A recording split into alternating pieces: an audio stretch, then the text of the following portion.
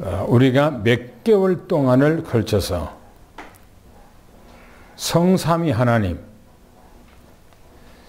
하나님이 누구신가, 또 예수님이 누구신가에 대해서 말씀을 우리가 함께 상고하고 은혜를 나눴습니다. 오늘은 성령님이 누구신가에 대해서 우리가 몇 주간 또 상고하고 말씀 속에 들어가 하나님의 은혜를 나누고자 합니다.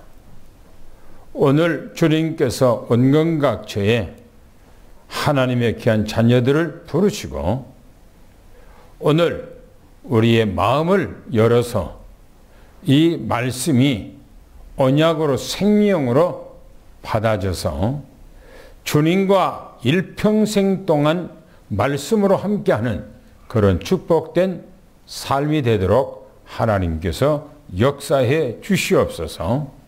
이 시간에 모든 흑암의 세력, 저주의 세력, 불신앙의 세력이 무너지고 주님께서 홀로 영광 받는 축복의 복된 시간이 되도록 은혜를 베풀어 주시며 말씀을 듣는 이 순간 가정과 직장과 사람의 역사했던 모든 흑암의 세력은 무너지고 하나님께서 성령을 통해서 천군 천사를 동원하여 역사해 주시옵소서.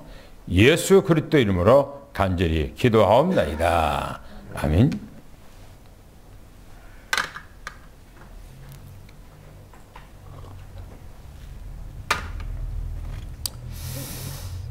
신앙생활을 하면서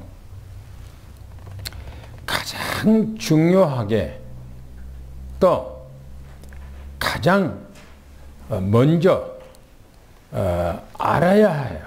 알아야 할 것. 그게 뭡니까? 하나님이에요. 성삼위 하나님. 그래서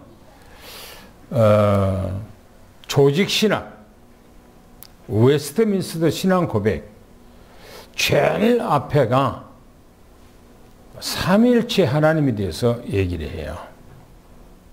성삼위 하나님. 자녀가 이 땅에 딱 태어났을 때에 제일 먼저 누구를 알아봅니까? 부모예요. 부모. 그런 것처럼 우리는 이 땅에서 살아가는데 중요한 게 뭐냐면 중요한 게 성삼위 하나님이에요. 성삼위 하나님. 핸드폰을 꺼버리세요. 저는 핸드폰 교회 강단에 오면서 서랍에다 넣어놓고 와요. 안 갖고 오고.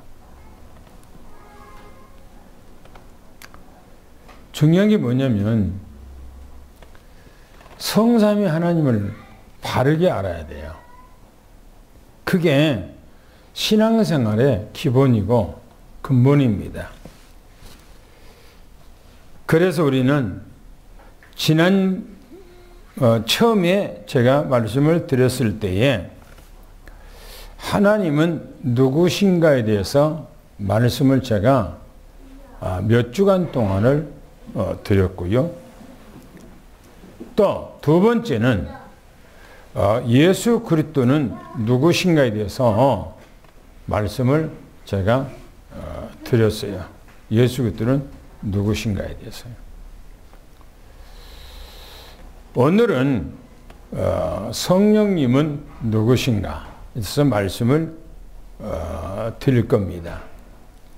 무슨 말이냐면 삼위일체, 성부 하나님, 성자 하나님, 성령 하나님을 말씀을 드린다. 그 말씀인 것입니다.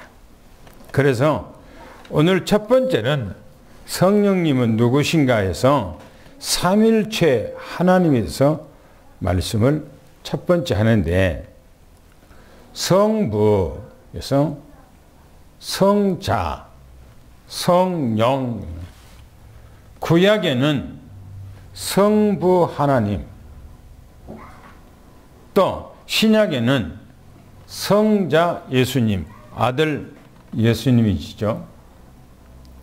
교회사는 바로 성령 하나님, 보혜사 성령이라 그렇게 말씀합니다. 그러면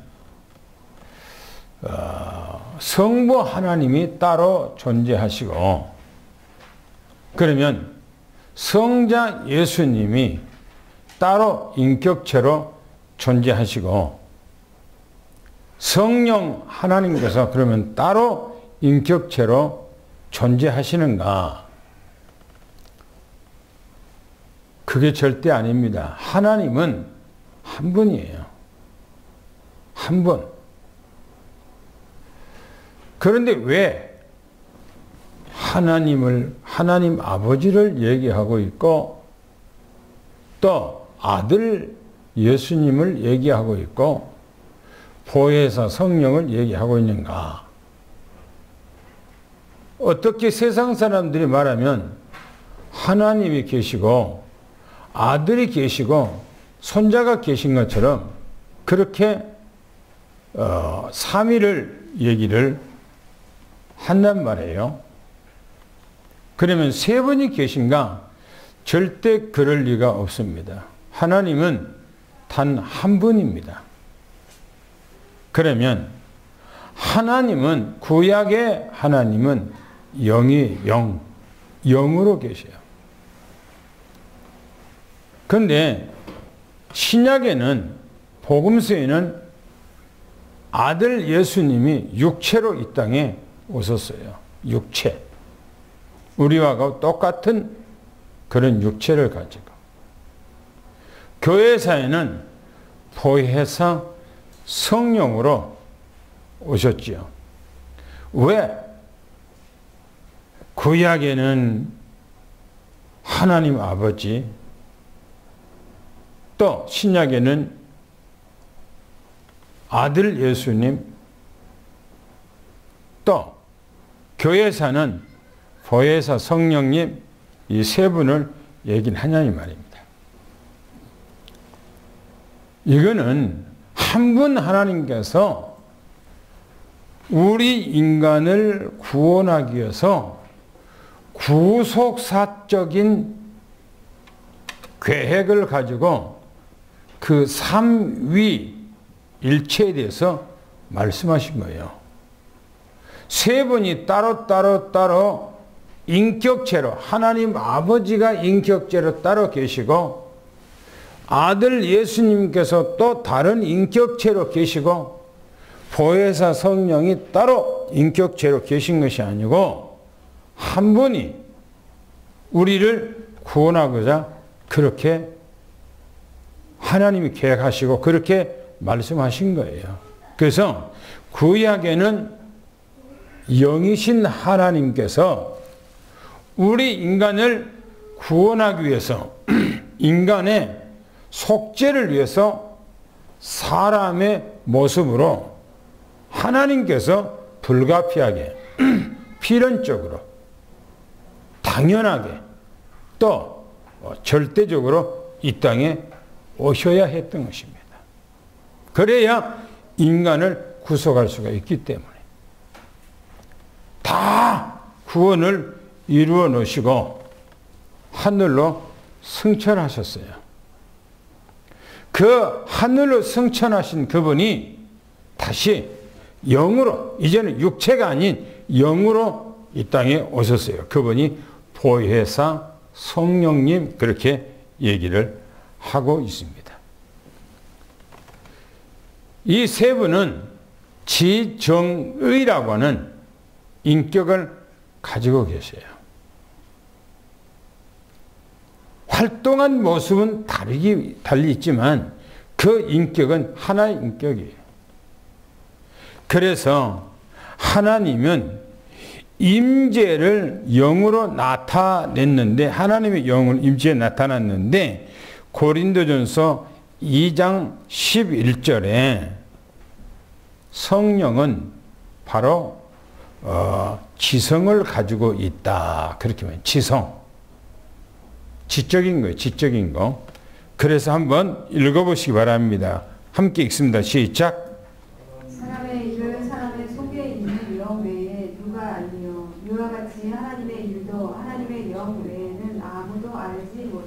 그렇죠.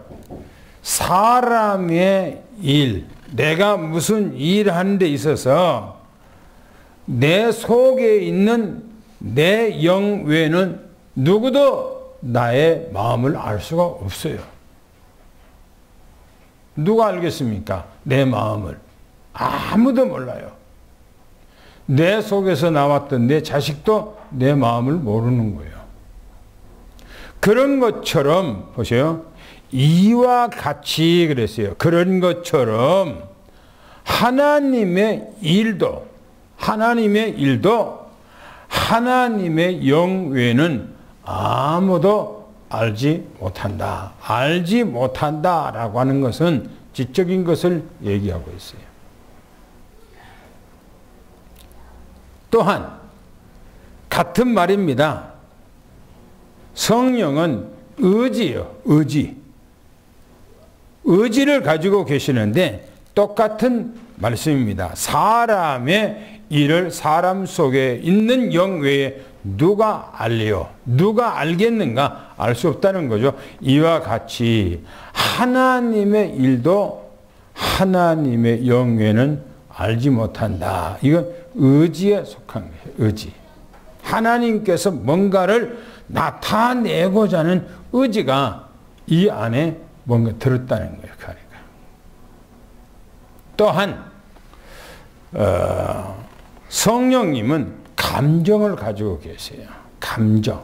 사람하고 똑같은 감정, 지정. 사람이 인격체라고 하는 것은 지정의가 있기 때문에 인격이라고 그래요. 그런데 이 사람을 로마서 15장 30절에 뭐라고 말씀하고 있는가 한번 읽어보겠습니다. 시작. 형제들아, 내가 우리 주 예수 그리스도와 성령의 사랑으로 말미암아 너희를 권하노니 너희 기도에 나와 힘을 같이하여 나를 위하여 하나님께 빌어. 예, 보세요. 성령은 감정이 있어. 감정. 사람하고 똑같아요. 왜? 사람이 하나님을 닮았거든요. 하나님께서 사람을 하나님의 형상, 자기 형상대로 우리를 만들었거든요. 그래서 인간이 하나님을 닮았기 때문에 감정을 가지고 계세요. 하나님도 감정을 가지고 계세요. 그래서 하나님께서 인간을 구원할 방법이 바로 자기가 지적과 의지와 감정을 가지고 이 땅에 오셔서 인간을 대하고 인간을 구원하는 방법을 통해서 그렇게 하셨다라고 말합니다. 그래서 구약에도 보세요. 하나님 아버지, 또 신약에는 아들 예수 그리스도로, 또 교회사는 보혜사 성령으로 그렇게 어떤 그 지적인 어떤 계획을 가지고 의지를 가지고 감정을 가지고 이 일, 인간의 구원하는 그 일을 이루어 가신 거예요. 또 보세요.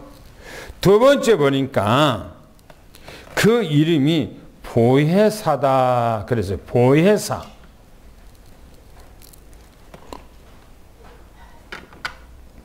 우리가 읽었던 요한복음 14장 26절을 다시 한번 읽어보겠습니다. 시작. 보혜사 곧 아버지께서 내 이름으로 보내실 성령, 그가 너희에게 모든 것을 가르치고 내가 너희에게 말한 모든 것을 생각나게 하리라. 보세요. 그 보혜사 성령이 뭐라고 말하는가?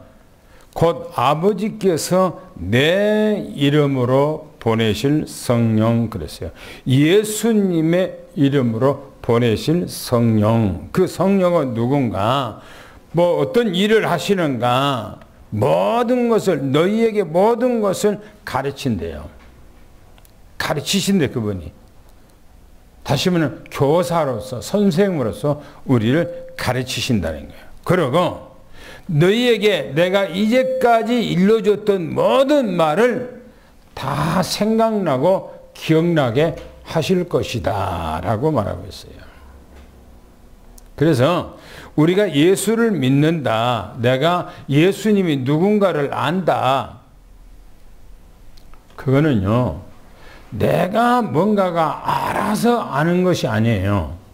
성령께서 우리를 구원해 주어서 하나님을 더 깊이 알고 예수 그리스도를 누군지 깊이 알고 우리의 믿음을 깨닫게 해서 하나님 앞에 더 가까이 나아가기 위한 하나님의 계획이에요.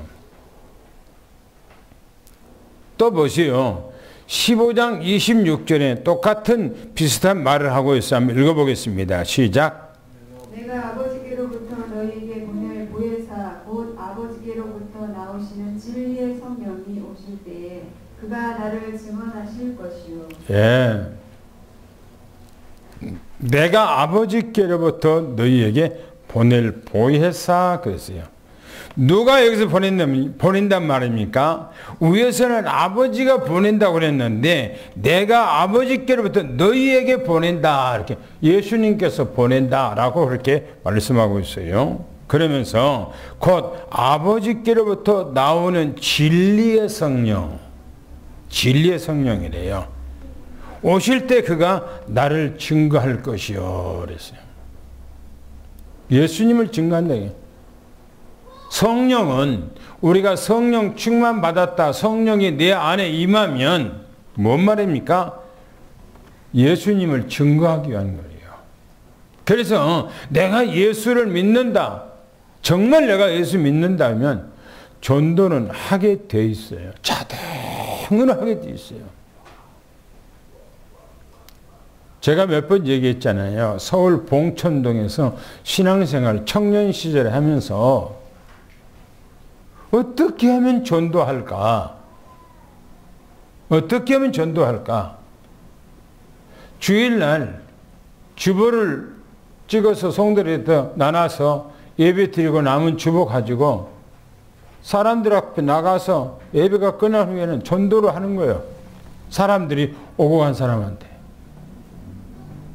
또 비가 오면은 아침에 비가 안 와. 그런데 퇴근 시간에 비가 와. 그러면 제가 큰 우산을 가지고 버스 정류장에 서서 버스 내린 사람들은 우산 없이 이제 집에까지 가. 그럼 내가 우산 씌워주면서 그 우산 안에서 이제 집에까지 데려다주면서 복음을 증거하는 거예요. 할 수만 있다고 하면 어떻게 하면 전도할까? 그 전도라는 게 뭡니까? 예수 그리스도를 얘기하는 거죠. 예수 그리스도를. 여기 그렇게 얘기하잖아요. 아버지께로부터 내게 보내실 성령, 그 보혜사 성령이 무슨 일을 하는가? 바로 예수님을 증거한다잖아요. 내가 하나님을 믿는다면 당연하게 그렇다는 거예요. 그래서 보혜사라는 말은 무슨 말이냐면은 상담자. 그리고 인도자. 또 관리자, 또 보호자, 또 능력을 주시는 자, 응답 주시는 자, 치료자, 그런 의미와 뜻을 담고 있어요. 보혜사 성령이. 그래서 보혜사 성령이 내 안에 임하면은 나는 하나님을 더 깊이 알아져 가게 돼 있어요. 생각해보세요.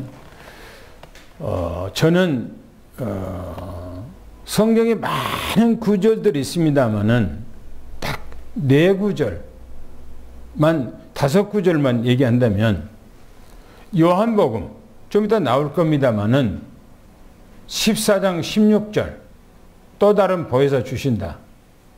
또 오늘 읽었던 말씀 14장 26절 그가 보혜사가 오면 너를 가르치신다. 또 15장 26절 그 보혜사 성령이면 바로 나를 증거할 것이다 라고 했잖아요. 그리고 고린도전서 2장 10절 이하에 쭉 보면은 사람 속에 있는 영 외에 누가 알려? 아까 말씀했죠. 그런데 성령이 내 안에 임하면, 하나님의 영이 내 안에 임하면 하나님의 깊은 것도 통달한다 그랬어요. 그리고 요한일서 2장 20절에는 너희가 이제는 그 영을 통해서 다 알게 됐다라고 말하고 있어요. 그래서 우리는 아는 것으로 끝나는 것이 아니고 이제는 사람들에게 예수 그리스도를 증거해 줘야 돼요. 그게 신앙생활에 아주 중요합니다. 너무나 중요한 거예요. 입을 내가 딱 다물고 있다. 예수 믿는데 벙어리가 됐다. 문제가 있잖아요. 다른 얘기는 잘하는데 어떤 사람은요, 만나면 얼마나 말을 막 많이 하는지. 저 개족산에 가면 어떤 고사님도 그래요. 만나면 딱 만날 때 그때부터 말을 이제 입을 벌려서 말을 하면은 끝날 때까지 자기 삶 속에서 일어난 일이요. 나하고는 아무 상관없는 얘기예요. 그런데 막 얘기를 해요. 누구한테 전화 받았다, 누구 만났다, 막 그런 얘기. 그 내가 계속 듣고 있을 필요가 없잖아요. 그 얘기를. 여러분들 혹시 그런 사람 여러분들이 주변에 있으면 그 사람 얘기를 계속 듣고 있습니까? 말을 끊어버려요. 끊고 복음을 증거하는 거예요. 복음을. 우리는 만나는 사람한테 예수 그리스도를 증거하고자 하는 것이 성령께서 내 안에서 원하는 거예요. 내 안에서. 보세요. 보혜사 성령을 우리가 많은 얘기를 합니다만은 6가지로 간추려서 얘기하면은 바로 첫 번째, 하나님의 성령이다. 이렇게. 보혜사 성령은 하나님의 영이다. 이렇게. 하나님의 영. 하나님의 영이라고 하는 게 하나님이 따로 계시고 이 영이 따로 있어서 우리에게 왔다. 그런 얘기가 아닙니다. 하나님 자신이에요. 하나님 자신. 고린도전서 3장 16절 한번 읽어볼까요? 뭐라겠는가요? 시작. 너희는 너희가 하나님의 성령인 것과 하나님의 성령이 너희 안에 계시는 것을 알지 못하느냐. 보셔요. 여기서 얘기하기를 하나님의 너희는 너희가 하나님의 성전이라 이게 하나님의 성전이래요. 우리 몸이 성전이래요. 왜 그런가?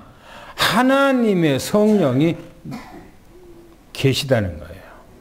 하나님의 성령은 하나님이에요. 하나님. 그 영이 내 안에 들어와 계시기 때문에 내가 성전이에요. 쉽게 말하면 우리가 이 교회를 성전이라 그렇게 표현하잖아요. 왜 그래요?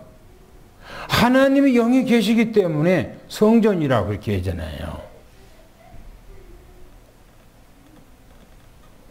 우리는 내 안에 하나님의 영, 보혜사 성령이 계시기 때문에 바로 하나님의 성전이 된 거예요. 진짜 성전은 건물이 아니에요. 이 건물이 아니에요, 성전이. 진짜 성전은 저 건물을 잘 지으면 100억을 들여서 1000억을 들여서 들은 그런 것이 성전이 아니에요.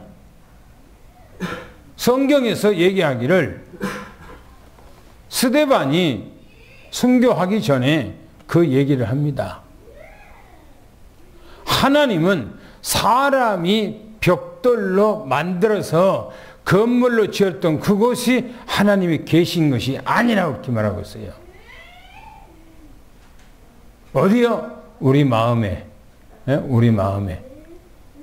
하나님의 영이 우리 마음에 계시기 때문에 우리가 하나님의 성전이 됐다라고 말합니다. 또 보세요. 그리스도의 영이라 이렇게 말합니다. 로마서 8장 9절 말씀이에요. 한번 읽어볼까요? 시작. 만일 너희 속에 하나님의 영이 거하시면 너희가 육신에 있지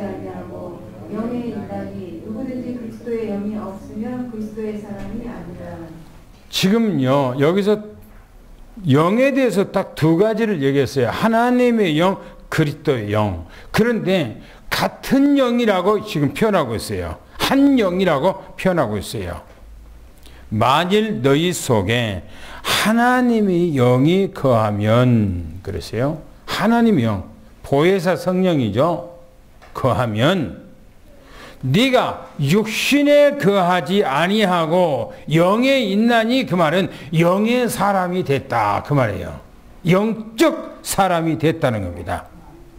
그러면서 누구든지 그리스도의 영이 없으면, 그랬어요. 하나님의 영이 없으면, 하나님의 영이 있으면, 그런데 여기는 그리스도의 영이 없으면, 똑같은 지금 표현을, 하나님의 영, 그리스도의 영을 같은 표현을 하고 있어요.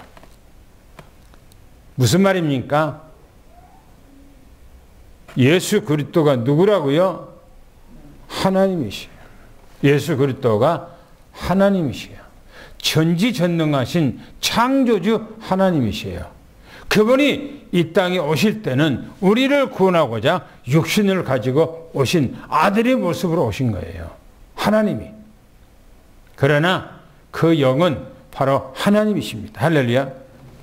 또 로마서 8장 2절 말씀에 바로 생명의 영이라고 합니다. 생명의 영이래요. 생명 자체라는 겁니다. 읽어보겠습니다. 시작. 이는 그리스도 예수 안에 있는 생명의 성령의 법이 죄와 사망의 법에서 너를 해방하였습니다. 여러분들 이 세상의 모든 생명은 그 생명이 어디서 온 겁니까? 어디서 왔어요? 생명의 근원이 누가 갖고 있어요? 하나님이, 하나님. 모든 곤충, 미물, 아니 기어다니는 것까지 전부 다 그 생명은 하나님께서 주신 거고 하나님부터 온 거예요. 특별히 우리 인간에게 주었던 그 생명, 성령, 보혜사 성령은 우리에게 주신 생명입니다. 할렐루야. 성경에 창세기 2장 7절 말씀에 사람을 흙으로 만들고 거기다가 생기를 불어넣었다 그랬어요. 생영이 됐다 그랬습니다. 그 영하고 지금 하나님께서 우리에게 성령으로 오신 그 생명하고 다른 영이에요. 다른 영이에요. 왜? 창세기 2장 7절에 주셨던 그 생기는 바로 범죄하니까 죽어버린 영이에요. 죽었어요. 그런데 예수 그리스도를 통해서 우리에게 왔던 보혜사 성령은 우리가 우리 안에서 절대 죽지 아니합니다. 절대 안 죽어요. 에덴 동산에서 받았던 그 생명하고 다른 겁니다. 우리에게는 하나님이 우리 안에 들어와 있는데 하나님이 죽습니까? 안 죽잖아요. 영원한 거예요. 할렐루야. 그래서 말하기를 얘기합니다. 만일 너희 속에 하나님의 성경 말하기 이는 그리스도 예수 안에 있는 생명의 성령의 법이 생명의 성령의 법 그러세요. 생명의 성령이래요. 우리를 죄와 사망에서 완전하게 해방했다. 우리를 생명을 주어서 모든 것을 다 끝냈다. 할렐루야. 하나님의 생명이 임하는 것을 미리 축원합니다. 또 성경이 말합니다. 진리의 영이라고 그렇게 얘기합니다. 요한복음 16장 13절을 같이 읽어보겠습니다. 시작. 그러나 진리의 성령이 오시면 그가 너희를 모든 진리 가운데로 인도하시리니 그가 스스로 말하지 않고 오직 들은 것을 말하며 장래 일을 너희에게 알리시리라. 그렇죠. 진리의 성령 누구죠? 예수 그리스도의 영이죠. 오면 그가 너희 모든 진리 가운데로 인도해. 복음 가운데로 인도해. 생명 가운데로 인도한대요. 그가 스스로 말하지 않고 오직 들은 것을 장래 일을 미래 모든 일어날 일들을 말한대요. 저는 어젠가 그젠가 개꿈인지 뭔지 모르겠어요. 개꿈인지 뭔지 모르겠어요. 하늘에서 글씨가 써지는 거예요. 글씨가. 내가 알지 못한 글씨가. 그런데 밑에 자막이 딱 떠요. 자막이. 하늘에. 그러면서 조만간 나는 이제 내년이라고 그렇게 생각하는데 큰 환란이 오는데 준비하라 그렇게 뜨더라고요. 꿈을 꿨는데 이상하잖아요. 꿈을 꿨는데 성경에 글씨가 써졌다는 말은 어디가 있죠? 벽에 글씨가 써졌다는 얘기는 있잖아요. 그죠? 벨사살 왕 때. 근데 잠에 꿈을 꾸는데 하늘에서 글씨가 내가 알지 못한 글씨요. 그런데 밑에가 자막이 딱 떠 있어요. 저는 우리 주님께서 오실 때가 얼마 안 남았기 때문에 아마 그런 꿈을 꾸게 하지 않았는가 그렇게 생각을 합니다. 또 얘기합니다. 뭐라고 얘기하는가? 히브리서 10장 29절에 말하기를 은혜의 성령이라 이렇게 말합니다. 한번 읽어볼게요. 시작. 하물며 하나님의 아들을 짓밟고 자기를 거룩하게 한 언약의 길을 부정한 것으로 여기고 은혜의 성령을 욕되게 하는 자가 당연히 받을 형벌은 얼마나 더 무겁겠느냐. 너희는 생각하라. 보세요. 하물며 하나님의 아들을 짓밟고 그 말이었어요. 하나님의 아들을 짓밟고 무슨 말이죠? 예수 그리스도를 짓밟고 그 말이죠. 오늘로 말한다면은 복음을 짓밟고 복음을 핍박하고 그런 얘기죠. 자기를 거룩하게 한 언약의 피를 부정한 것으로 여긴고 그랬어요. 예수님께서 십자가에 이 땅에 오셔서 자기 피를 다 쏟으시고 구속을 하기 위해서 다 했는데 그것을 부정한 것으로 여기고 완전히 복음을 박대하고 복음을 냉대하고 복음을 배척하고 하는 그걸 얘기하죠. 은혜의 성령을 욕되게 하고 복음을 증거했는데 그 복음을 욕된 것으로 거부를 하고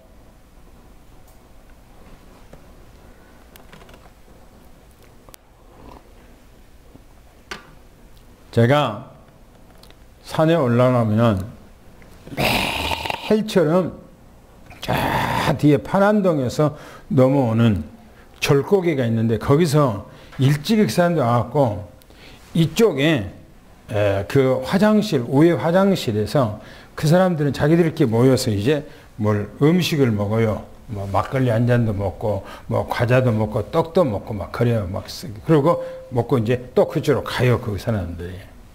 내가 누군지 알아. 막 목사님 와서 이거 잡수세요. 막 하고 막 그래요. 그래서 내가 아이고 여기서 또 이제 개족산 패밀리 만났네 그렇게 얘기를 하는데.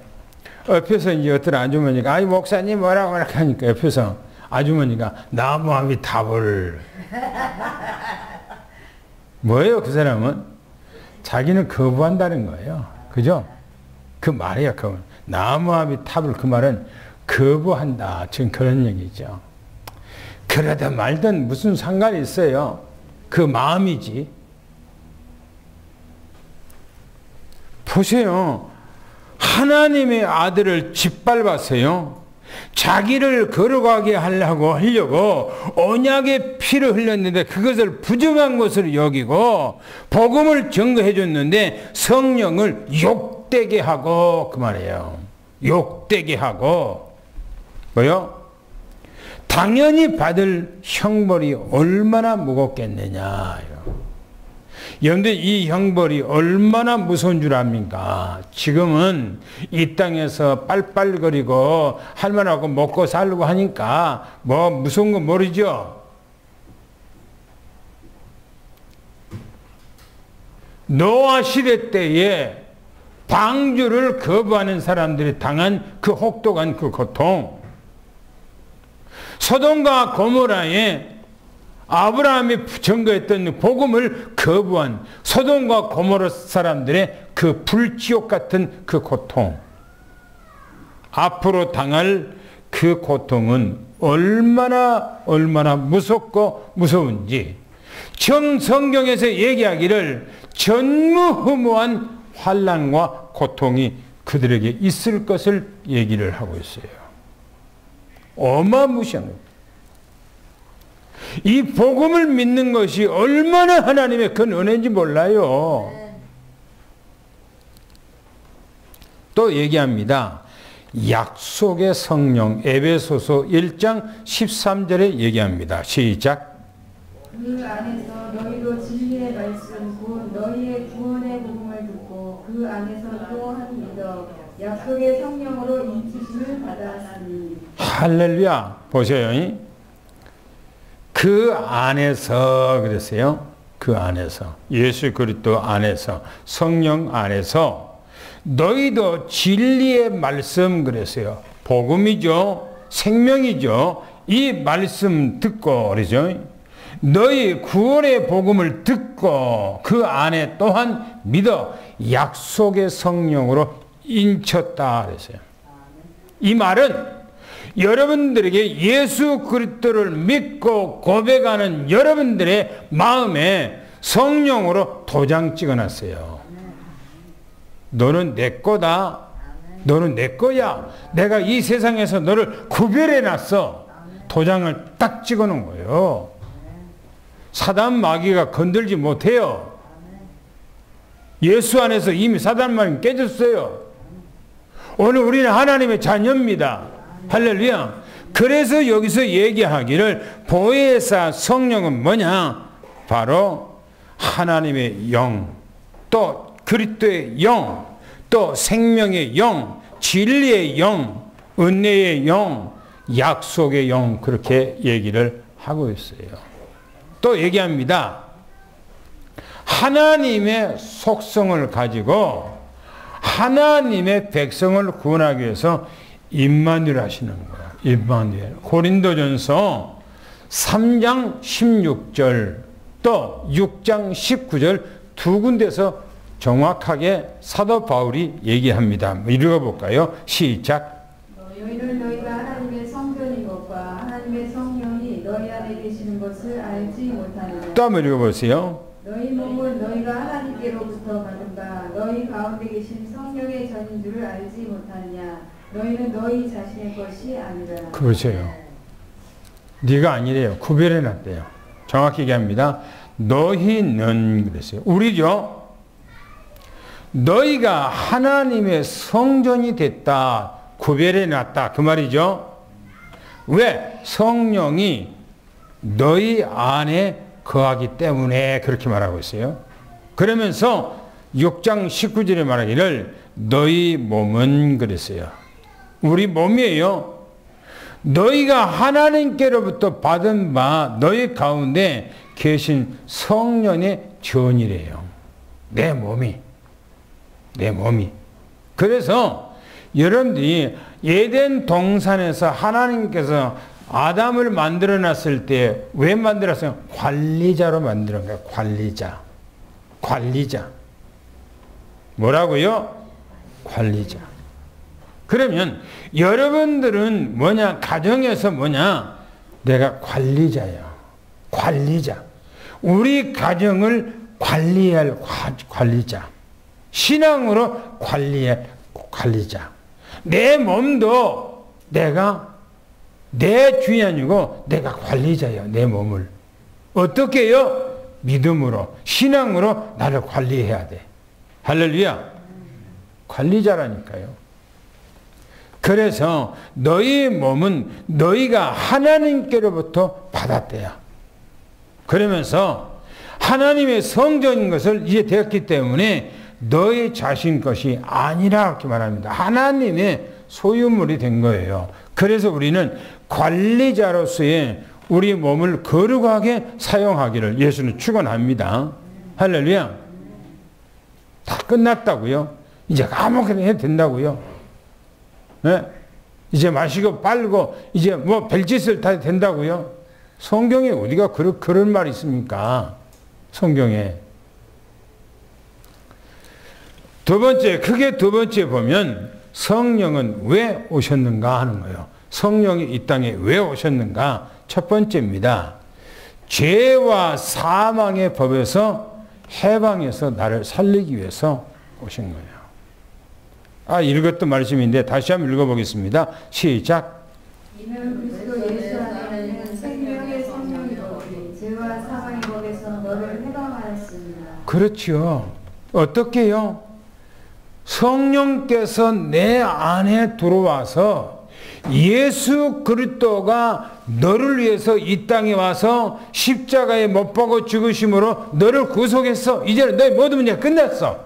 죄와 사망에서 너를 건져냈어. 이걸 알게 하기 위해서 보혜사 성령으로 우리 안에 오셨다는 것입니다. 할렐루야. 또 보세요. 고린도전서 3장 16절 아까 읽었던 말씀입니다. 뭐라 그럽니까? 구원받은 백성과 영원히 함께하기 위해서. 할렐루야. 또 읽어보겠습니다. 시작. 너희는 너희가 하나님의 성전인 것과 하나님의 성령이 너희 안에 계시는 것을 알지 못하느냐. 하나님의 성령이 너희 안에 계신대요. 이거는 일순간에 잠깐 있다가 없는 거 아니고 영원히 함께하는 거예요. 할렐루야. 이 땅에서 내 안에 생명으로 오셔서 나를 지키고 나를 보호하고 나를 인도하고 나를 책임져 주시고 하나님의 나라에 영원히 주님 만날 때까지 함께한 것을 축원합니다. 또 보세요. 요한복음 16장 13절 14절에 그렇게 말합니다. 구원받는 하나님의 자녀를 인도하기 위해서예요. 인도하기 위해서. 잠시도 놓지 않고 인도하기 위한 거예요. 읽어보겠습니다. 시작. 그러나 진리의 성령이 오시면 그가 너희를 모든 진리 가운데로 인도하시리니 그가 스스로 말하지 않고 오직 들은 것을 말하며 장래일을 너희에게 알리시리라. 그렇죠. 보셔요. 진리의 성령, 보혜사 성령이죠. 예수 그리스도의 영이죠. 하나님의 영이죠. 그 영이 우리에게 오면 이미 오셨죠. 너희를 진리 가운데로, 복음 가운데로, 생명 가운데로, 그리스도 가운데로 인도하신다. 이렇게 말합니다. 그가 스스로 말하지 않고 오직 들은 것을 말해 장래 일을 우리에게 말한다는 게 말합니다. 그리고 그 밑에는 그가 내 영광을 나타낸다. 이게 영광을 나타내면 무슨 말입니까? 예수 그리스도가 이 땅에 오셔서 우리를 위해서 자기를 대속물로 내주셔서 우리 모든 문제를 다 끝났다. 그 말입니다. 그래서 예수 그리스도가 추앙받고 영광받고 하나님 앞에 예배드리는 그 일을 하게 성령께서 하신다. 그런 의미입니다. 그래서 내 것을 가지고 너에게 알리겠다. 그렇게 말합니다. 다시 말하면 보혜사 성령께서 왜 오셨는가? 죄에서 사망에서 이제는 죄와 사망이 끝났다. 할렐루야. 죄와 사망이 다 끝나버린 거예요.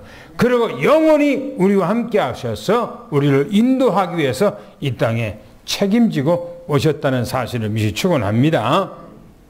마지막 세 번째, 성령을 어떻게 역사하시는가 하는 거예요. 성령이 어떻게 역사하시는가? 구약 시대와 신약 시대를 우리가 보면서 좀 말씀을 드리고자 합니다. 출애굽기서 3장 1절부터 10절까지 보면은 모세를 하나님께서 어디서요? 어디서? 시내산에서 떨기나무 가운데 불렀어요. 떨기나무. 그게 뭐냐? 바로 아브라함의 하나님, 이삭의 하나님, 야곱의 하나님. 그 성령, 하나님의 영이 바로 모세를 부른 거예요. 모세를 부른 거예요. 또 출애굽기 창세기 41장 38절 39절 보니까 요셉이가 애굽에 팔려갔잖아요. 바로 왕에 서 있잖아요.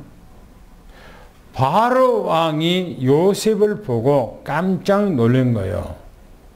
왜 놀랬습니까? 그냥 보고 놀랬습니까? 아니요. 요셉이가 말 한마디 한마디 하는 것이 사람이 말하는 것이 아니요. 하나님의 영에 감동돼서 말한 것을 이 왕이 들은 거예요.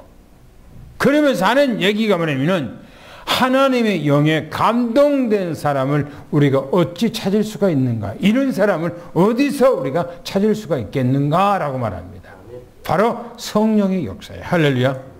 성경이 말합니다. 창세기 46장 1절부터 3절 보니까 야곱이 아들 요셉을 잃어버렸어.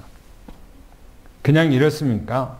형들이 아버지가 너무나 이 요셉을 편애하고 요셉에 대해서 너무너무나 사랑해주고 형들보다도 옷을 더 좋은 것을 만들어서 이 요셉에게 입히고 먹은 거 맛있는 거 이 요셉에게도 주고 그것도 꼴보기 싫은데 배기 싫은데 이 요셉은 형들이 같이 있다가 형들이 얘기를 하면 아버지 앞에 갖다 고자질하네. 그러니까 형들이 요셉을 너무너무나 미워한 거예요. 그런데다가 요셉이가 이제 꿈꾼 얘기를 하네. 아버지하고 형들하고 밥상머리에서 밥을 먹고 있는데 요셉이가 아빠 내가 꿈을 꿨는데요. 아니 11별과 저 태양과 달이 내 별에다가 다 절을 합디다. 그 뭔 말이요?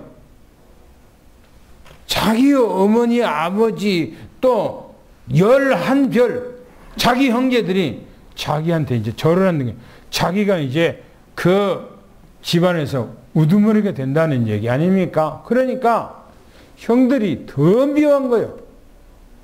근데 또 꿈을 꿨어.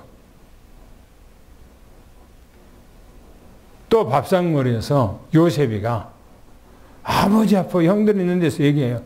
내가 꿈을 꿨는데요. 아니 11볕단이 있는데 그 볕단들이 11볕단들이 내 볕단 앞에서 전부 다 절을 해요. 이걸 들으니까 꼭지가 열린 거예요. 형들이 이제 성질이 난 거예요. 그런데 이제 이스라엘 이 야곱의 그 자녀들은 전부 다 목축업을 해. 양과 염소와 나귀와 이런 것을 이제 데리고 다니면서 이제 먹이는 거예요. 그런데 집에 못 들어오고 멀리 가서 이제 목축업을 한단 말이에요. 이제 풀 따라서 아버지가 요셉에게 뭡니까? 그 심부름을 시켰어. 형들한테 좀 갔다 오라고. 그래서 요셉이가 보따리를 가지고 아버지 소식을 가지고 형들한테 가는 거예요. 근데 형들이 보니까 저 멀리서 요셉이가 걸어오거든. 그러니까 자기 그 형제들이 저 꿈꾸는 자 온다. 꿈꾸는 자. 저걸 어떻게 할까? 하고 하다가 자기들끼리 요셉을 죽여버리자. 요셉을. 그리고 아버지한테는 거짓말로 사나운 짐승이 요셉을 잡아먹었다고 그렇게 하자 한 거예요. 요셉이가 오니까 형들이 잡아서 요셉은 11번째 아들이거든요. 11번째 아들이요. 자기 밑에 동생이 바로 막내 베냐민이 있고. 그런데 그 형들이 요셉이니까 딱 잡았어요. 그리고 옷을 벗기고 깊은 구덩이에다가 던져버려요. 못 나오게 거기서 죽도록. 그리고 요셉이가 거기서 살려달라고 형들한테 얼마나 애걸복걸 했겠어요. 울면서. 그런데 큰 형이 우리 동생을 어떻게 해서 여기서 죽게 하겠냐. 차라리 꺼내서 자 지금 이스마엘 후손이 장사하기에서 짐을 싣고 지금 저 애굽으로 내려가는데 애굽 저 장사치한테 팔아버리자 라고 요셉을 꺼내서 팔았어요. 그리고 애굽으로 노예로 팔려간 거예요. 그리고 형들은 그 옷을 돌로 찢고 찢어서 양 한 마리를 잡아서 양의 피를 갖다가 묻혔어요. 그리고 아버지한테 가서 아버지가 보냈던, 우리는 몰랐는데 오다가 보니까 요셉이 옷이 있어서 이렇게 왔다. 사나운 짐승이 내 동생 요셉을 잡아먹었습니다. 하니까 아버지가 너무너무 충격을 받는 거예요. 그 아들, 사랑하는 아들 요셉을 잃어버렸다. 그리고 요셉은 애굽에 지금 팔려가서 보디발의 가정에서 있단 말이에요. 그리고 거기서 누명 쓰고 또 이제 감옥에 들어갔단 말이에요. 감옥에서 나와서 또 이제 애굽의 총리가 됐어. 그때에 천하에 흉년이 들었다고 그랬어요.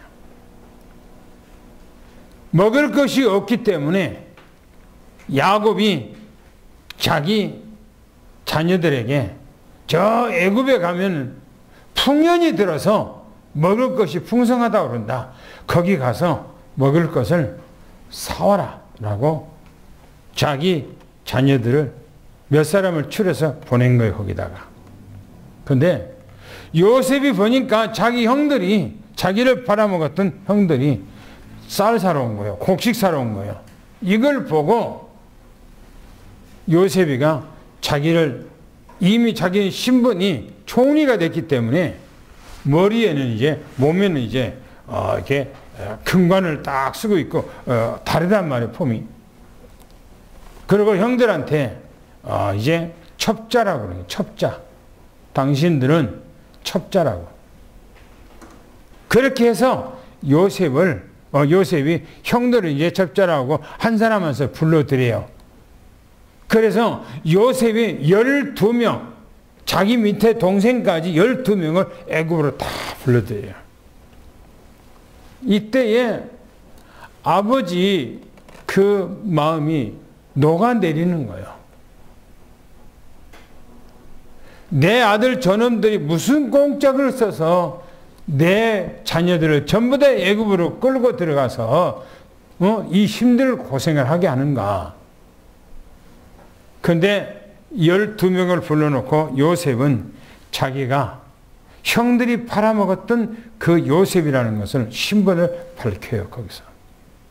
그러면서 울고 거기서 막 난리치죠. 그렇게 하고 아주 음식을 아주 건하게 대접을 하고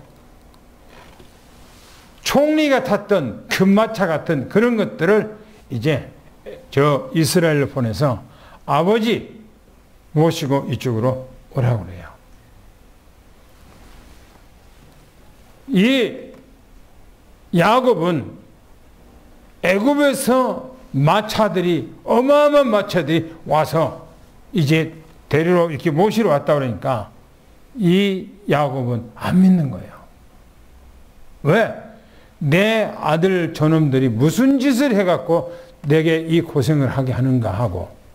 그런데 그때 성령께서 야곱에게 아무런 염려하지 말고 그 요셉이 오란 그 애굽으로 내려가라 이렇게 해요.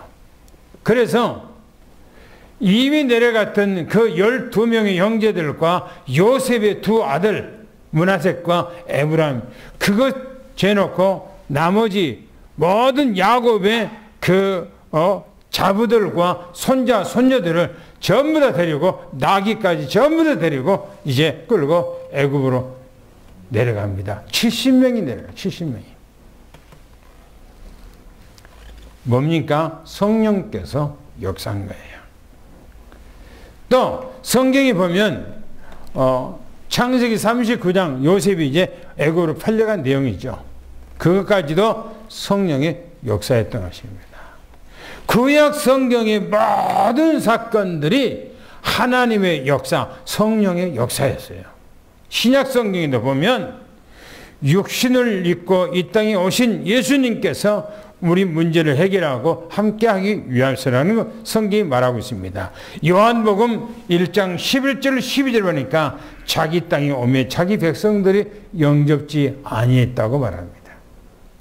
또 뿐만 아니라 요한복음 14장 6절부터 10절까지 보니까 예수님께서는 내가 곧 길이요, 내가 곧 진리요, 내가 생명이라고 그렇게 말씀을 하십니다. 또한 빌립보서 2장 6절에 보면 사도 바울은 예수님을 들어서 하는 얘기입니다. 하나님의 본체시나 그분의 근본은 하나님의 본체시나 하나님과 동등됨을 취하지 아니하고 자기를 비워 종의 형체처럼 자기를 다 내어주었다고 그렇게 얘기합니다. 하나님의 본체래요. 하나님이시랍니다. 그분이. 그 다음에 요한복음 14장 16절 보니까 그가 또 다른 보혜사를 너에게 주사. 제가 늘 얘기했죠.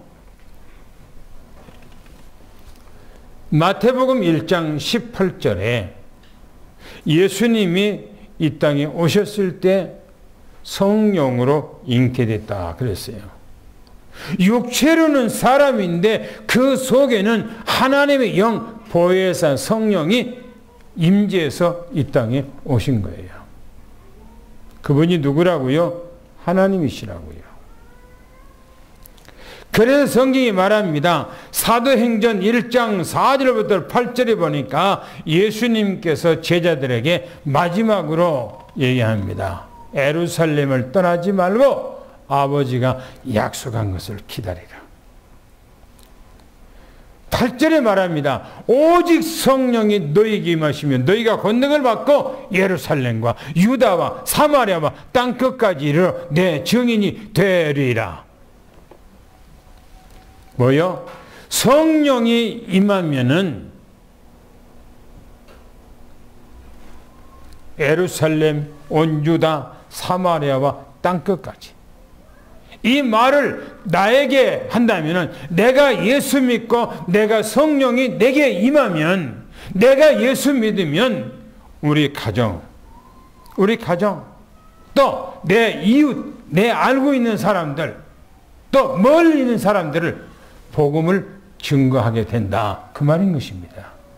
그래서 마지막에 사도행전 2장 1절부터 4절까지 보면 오순절 날이 이미 이름에 그랬어요. 무슨 말입니까?